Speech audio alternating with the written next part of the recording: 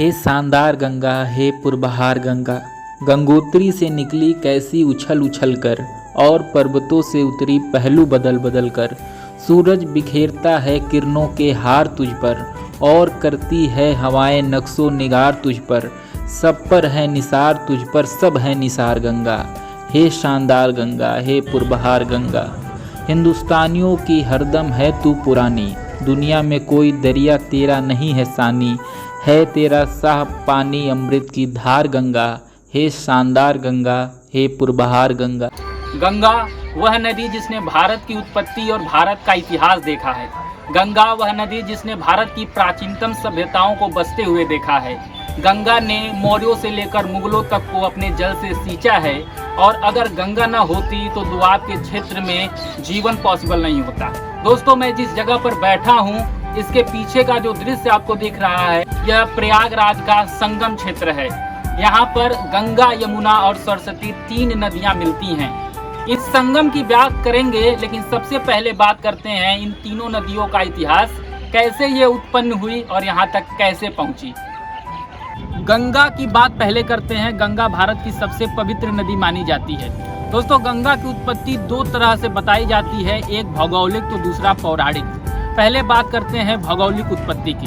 गंगा की उत्पत्ति उत्तराखंड में होती है, जहाँ पर उत्तरकाशी जिला है, वहाँ पर एक स्थान गौमुख है, वहाँ से गंगा शुरू होती है। लेकिन दोस्तों, यह भ्रांति है कि गंगा वहाँ से शुरू होती है, क्योंकि गंगा की शुरुआत अलकनंदा और भागीरथी नदी के मिलने से होता है। एक्चुअल में भूगोल में यह होता है कि जब दो नदियाँ एक जगह पर मिलती हैं तो उसे प्रयाग कहा जाता है, और वहाँ पर जो गहरी नदी होती है वो उसके नाम से आगे बढ़ा जाता है, और उस नदी का नाम भी बदल दिया जाता है। तो जब भागीरथी और अलकनंदा एक जगह पर मिलती हैं और उनसे जो नई नदी निकलती है, उसी को गंगा कहा जाता है। गंगा की उत्पत्ति या किसी भी नदी की उत्पत्ति एक ग्लेशियर से होती है। वैसे ही गंगा की उत्पत्ति भी उत्तराखंड में एक बड़े ग्लेशियर से होती है।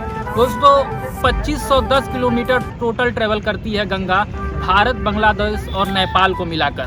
बताते हैं कि जो गंगा है उसी की वजह से भारत की अर्थव्यवस्था पॉसिबल हो गई है। लेकिन दोस्तों, ये विडंबना ही है कि जिस भी चीज़ का महत्व हमारे जीवन में ज़्यादा होता है, उसके खिलाफ हम लोग काम करते हैं। अभी गंगा हम लोग को हेल्प कर रही है, तो हम लोग गंगा में गंदगी फैला रहे हैं। आपको जानकर आश्चर्य होगा कि दुनिया की सबसे चौथी दूषित नदी जो है वह गंगा है। भौगोलिक संदर्भ के बाद बात करते हैं पौराणिक संदर्भ की। दोस्तों, कहते हैं कि भागीरथी नाम के एक ऋषि हुआ करते थे इक्ष्वाकु वंश में, जो श्री राम का वंश है। उनके वंश पर एक श्राप दे दिया गया था कपिल मुनि के द्वारा। उस श्राप को हटाने के लिए उन्होंने दिन रात एक टांग पर तपस्या करी। उस तपस्या के वजह से गंगा स्वर्ग लोक से पृथ्वी पर आई। जैसे गंगा की उत्पत्ति गंगोत्री से होती है, वैसे ही यमुना की उत्पत्ति यमुनोत्री से होती है। दोस्तों, गंगा की सबसे बड़ी सहायक नदी कोई है तो वह यमुना है। पौराणिक संदर्भों में ये बताया जाता है कि यमुना जो है वो श्री कृष्ण की पत्नी हुआ करती हैं, और जो ब्रज शहर बसाया गया है, जो ब्रज की संस्कृति बसाई गई है, वह यमुना और श्री कृष्ण के द्वारा ही बसाई गई। गंगा और यमुना के बाद बात करते हैं सरस्वती नदी की। दोस्तों, कुछ पश्चिमी भूगोल विशेषज्ञ हैं, उनका मानना है कि सरस्वती नदी अब एग्जिस्ट नहीं करती है। कुछ यह भी मानते हैं कि यह जमीन के नीचे बहती है। लेकिन अगर हम लोग पौराणिक स्रोतों की बात करें तो पौराणिक स्रोतों में यह बताया जाता है कि ऋग्वेद में इसका सबसे ज़्यादा उल्लेख है, और अथर्ववेद में भी इसका उल्लेख है। दोस्तों, महाभारत में बताया गया है कि सरस्वती नदी का उद्गम क्षेत्र हरियाणा के आदि बद्री नामक जगह का है। लेकिन जो भूगोल विशेषज्ञ हैं वो यह मानते हैं कि अभी हिमालय के पास किसी क्षेत्र से निकली थी। दोस्तों, पौराणिक स्रोतों में अगर और अंदर जाएं तो यह हम पाएंगे कि जो ब्रह्मा, विष्णु, महेश तीनों भगवान हिंदू धर्म के सबसे इम्पोर्टेंट भगवान हैं, उन्होंने बहुत सारा यज्ञ किया, तब यह शहर बसा, और यज्ञों के वजह से ही इसका नाम प्रयाग पड़ा। प्रयाग का अर्थ होता है वह जगह जहाँ पर यज्ञ ज़्यादा होते हैं।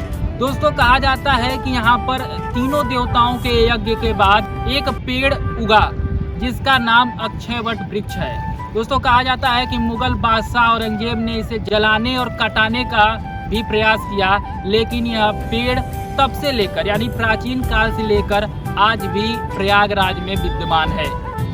दोस्तों गंगा तो हरिद्वार में भी है, काशी बनारसी में भी है, लेकिन प्रयागराज की जो गंगा है और जो यहाँ का संगम है वो बहुत ज़्यादा स्पेशल है, क्योंकि हिंदू धर्म की 3 नदियाँ गंगा, यमुना, सरस्वती बहुत ही ज़्यादा इम्पोर्टेंट और बहुत ही ज़्यादा पौराणिक रूप से स्पेशल नदियाँ यहाँ पर मिलती है और ऐसा कहीं पर नहीं होता।